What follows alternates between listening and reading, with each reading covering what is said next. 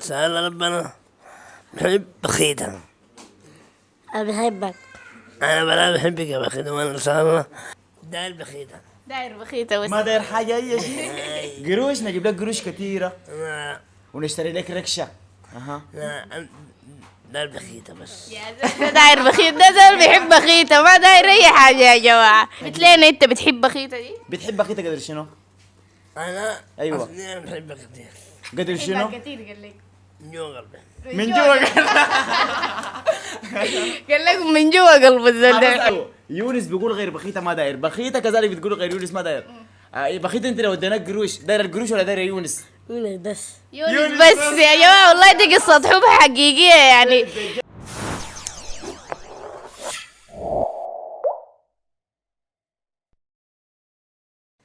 السلام عليكم ورحمة الله تعالى وبركاته، مشاهدي ومتابعي قناة سوداني سنايل داخل وخارج السودان. أهلا وسهلا بكم. الليلة جايين لكم في موضوع جديد وحلقة ظافطة شديد. الليلة حنتكلم عن موضوع زواج، وحيتكلم لنا عنه محمد يوسف اللي هو العريس يونس من القضارف من عطبرة، والعروس بخيتة من القضارف. حنعرف كيف انه الناس دي اللي يتلاقوا ويتزوجوا. فمحمد يوسف حيحكي لنا عن اي حاجة، وخليكم معانا وما تنسوا اللايك والشير وتفعلوا الجرس عشان يصلكم كل الجديد. السلام عليكم. عليكم السلام ورحمة الله. كيفك محمد يوسف؟ الله يبارك فيك أستاذ تبيان.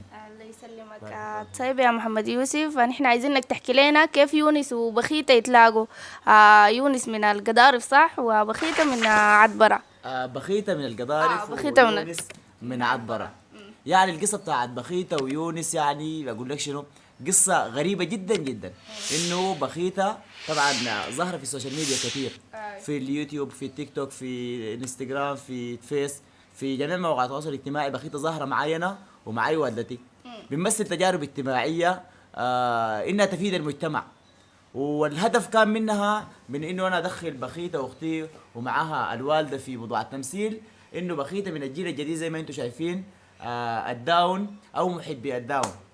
فانا حسيت بانه بخيتة قاعده تقعد براها، ما عندها صاحبات في البيت في الحله، يعني ما بتطلع. لما تحب تطلع بيمنعوها انها تطلع، لانه نحن هناك ساكنين في القضارف في قريه. وانت طبعا موضوع الغرى كل الناس عارفين انه القريه معناها شنو. القريه معناها البيت حتكون ما اقول لك مقبوته، لكن بتكون شويه مضيقين عليه الخناق. عشان شنو؟ خايفين على حاجات كثيره زي ما انتم عارفين، يعني من غير توضيح. ف بخيتة انا حسيت بانه احتمال يجي توحد لو نحن ما ركزنا معاها شديد، او ما بقينا نتكلم معاها، او ما خليناها تعمل اي حاجه تعملها. فانا دخلتها في موضوع التجربه الاجتماعيه بتاعتي، انه نعمل فيديوهات مع بعض. عملنا فيديو عن انه انا خطبت بخيتة، خطبتها لي والدتي، وانا قلت لها ما دايره البنت دي، زوله ما كويسه، زوله كل اي كلام وكده. فده الفيديو الاول. الفيديو الثاني كان عن انه انا قالوا لي غطي قدحك في انه انا اتزوج بخيتة، وزهقت وزعلت وقلت له يا اخي غطي قدحي وغطي قدحي لما تقعد ساي. ففعلا غطيت قدحي وتزوجت بخيتة. جبت منها ولد وقمت طلقت بخيتة، طلقتها ودقيتها. قبل ما اطلقها دقيتها ووديتها لبيت اهلها ووديتها الشافع بتاعها، قلت له الولد ده ما يمشي معي. الفيديو اللي بعده طوالي كان على انه فاتوا لي شيخ الدمازين عشان يجيبني راجع تاني لبخيتة وولدها. وفعلا جيت لبخيتة راجع واسفت له يا اخي انا معليش انا ما كنت قاصد سامحيني يا خالتي ويا خالي ويا بخيتة. وقمت سكت بخيتة البيت. ايوه. بعدها مباشرة يتواصلوا معاي اهل يونس، كانت بالتحديد اخته ام سلمة. لي التحية من هنا، يعني انه ام سلمة وصلت يونس وبخيتة مع بعض. قامت قالت لي التحية لي من هنا يعني. قامت قالت لي يا محمد يوسف انا طبعا من متابعك من بدايه القناه بتاعتك، وبجد حاجات جميله جدا جدا، لكن اللي لفت انتباهي شديد بخيتة. انا عندي اخوي اسمه يونس نفسي بخيتة، ونحن نبحث له عن عروسه لنا فتره طويله ما لقينا عروس.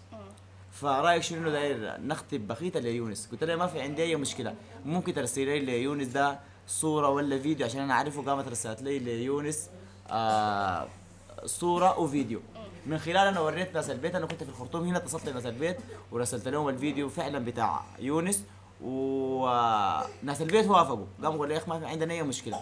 ناس يونس فعلا يتواصلوا معاي لانه يجوا القضارف كان يجوا بس حلقه تعارف، لكن كنت حسوا بانه اهل بخيت الرضيانين وافقوا، وهم كمان رضيانين قالوا يجوا ناس عقد، لانه المسافه بعيده جدا جدا. فعلا. ناس يونس لما كانوا جايين من عطبره للقضارف يتحركوا من الساعه 8 صباحا، حصلونا الساعه 3 صباحا، حول. يعني يوم ونص احتوار عديد. صح. ففعلا تم عقد القران بين يونس وبخيته في القضارف. وزي ما شفت التصوير اللي كنت عملته انا ده كان في البيت، يعني حاجه بسيطه، قلت يا اخي اظهر الفرحه والابتسامه في وجوه الاخرين، في انه يا اخي النفس زي ما نحن انبسطنا وفرحنا في الاسره الصغيره او في حلتنا او في القضارف عامه، لازم نفرح الناس معانا ونوريهم يا اخي انه بخيته ويونس عقدنا اليوم. بالنسبة ليونس، يعني انت يا يونس، انا طبعا ام سلمة واخوك الهادي وكلهم تواصلوا معي في انه يا اخي يونس ده مشغل اليوم شديد، لازم امشي لبخيته ولازم توصلوا لي لبخيته وانا عاوز اتزوج بخيته، ويعني صباحه بس بخيته، يعني بقى كلامه كله عن بخيته.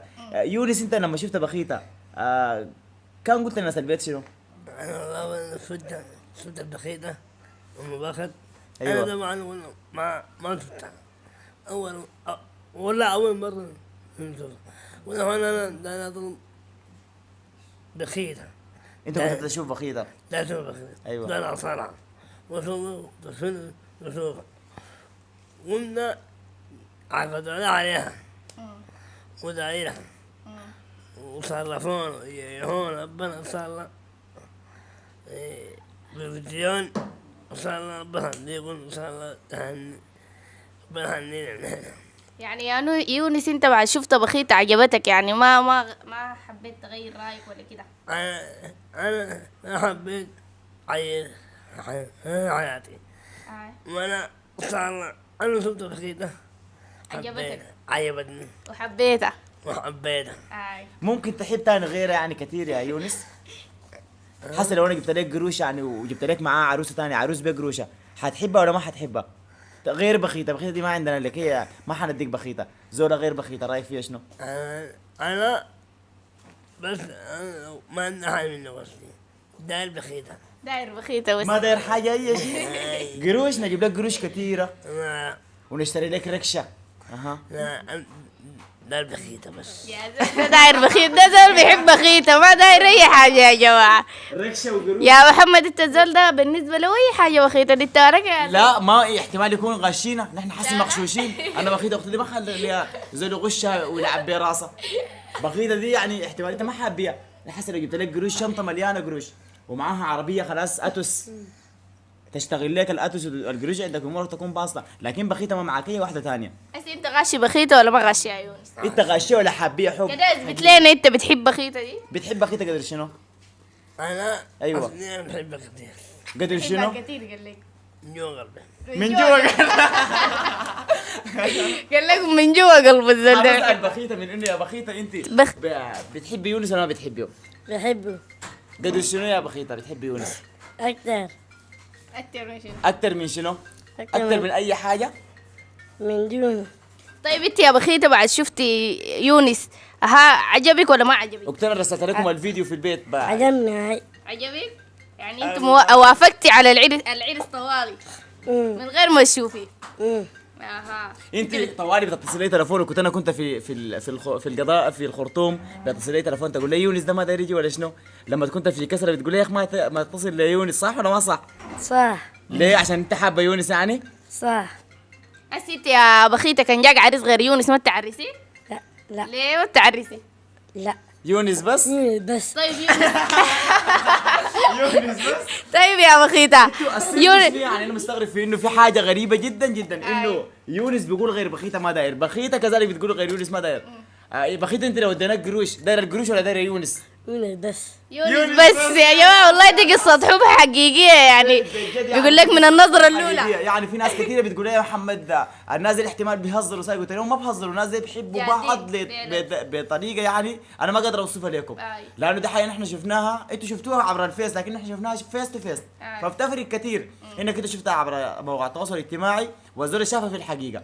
لكن بجد بخيتة بتحب يونس ويونس بحب بخيتة. يعني انا بناشد من هنا انه اي زول بحب بخيتة ويونس اعمل لايك لناس القناة دي. والله يا جماعة، وبنشكر محمد وبنشكر أخت يونس، اسمها منو؟ اسمها ام سلمى. بنشكر أم سلمى ويوسف كونه إنه عملوا عمل الخير ده وخلوا يونس وبخيت يتقابلوا، فدي حاجة سمحة شديد والله يا جماعة. يا ريت كل الناس لو بتدعم الحاجة دي بتسوي في عمل الخير، يعني دي حاجة بجد. يعني إحنا الشكر كله حيرجع لمنو؟ محمد وأم سلمى، لأنه أم سلمى أخت يونس ومحمد أخو بخيتة، يعني هما الأخوان الاثنين حاولوا إنه شنو يقربوا بين يعني يصلحوا لأخوانهم أو يسعدوهم يعني، وعملوا مستحيل عشان يتقابلوا ويتزوجوا، فدي حاجة سمحة شديد والله يا جماعة، فالتحية ليهم الاثنين. بالمناسبة دي يعني انه انا وام سلمى كنا بنتواصل غرابة 19 يوم في انه كيف يونس يتعرف على بخيته وكيف بخيته تتعرف على يونس وكيف يتقابلوا مع بعض لحد ما يتم عقد الغرام بيناتهم. فانا طالما انت جبتي موضوع عمل الخير، انا من هنا اناشد كل الناس اللي بتحب عمل الخير في انه نحن دايرين نعمل جمعية يلا نتغير لدعم كل اطفال الداون في السودان. دايرين نعمل جمعية زي دي، نناشد من انه يا اخي اي زول عاوز يساعد في العمل ده يساعدنا في انه نسجل الجمعية بتاعت يلا نتغير لدعم الاطفال محبي الداون ديل، في انه نسجلها وتبقى في اي زول عنده داون في البيت او اي اسره عندها طفل داون، نحن نقوم بانه نعمل له لو زول كبير نزوجهم مع بعض، نتقابل مع اهل العروس واهل العريس كذلك وننسق معاهم ونعمل لهم شبكه مجانيه انه نقدمها لهم، والعريس اذا كان ما عنده شغل نحاول نعمل له شغل يعيل بيه عروسه دي، ممكن نعمل له مشروع صغير كده عشان يقدر يظبط بيه انه وضعه يبقى تمام.